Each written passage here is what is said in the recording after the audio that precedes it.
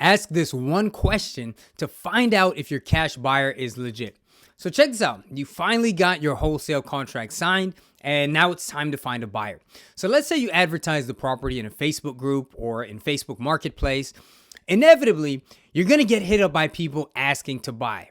Now, the problem is a lot of these folks are not actually cash buyers, and in many cases, they're other wholesalers. So a common recommendation is to ask for proof of funds. But as you probably know, it's relatively easy nowadays to get proof of funds, and it's not necessarily a guarantee that this person has any intention of buying. So instead, I want you to ask them this. You want to say, look, this is a wholesale deal. The terms are cash or hard money only, $5,000 or however much your deposit is, non-refundable earnest money deposit. It's non-assignable with 0-day inspection on the contract and closing by whatever your closing date is. Are you okay with the terms? And if so, then you can go ahead and set up a showing. And if they hesitate or they push back, I always ask them straight up, like, are you a wholesaler?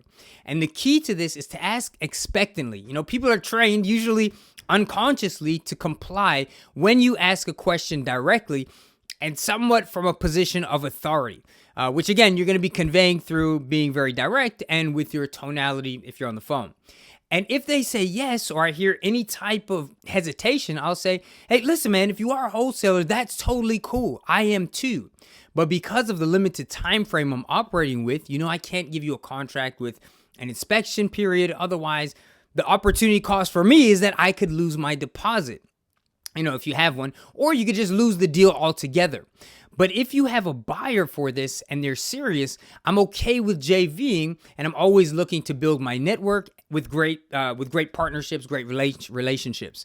So this prevents people from wasting your time, and it helps you to form relationships that can be highly, highly lucrative in the future.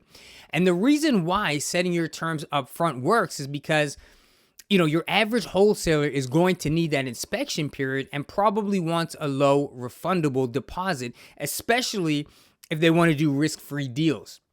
And then on the other hand, you can't afford to give that inspection period, although, there are exceptions for relatively short ones, but you can't do that in general because you have a very limited time in which you can sell your deal.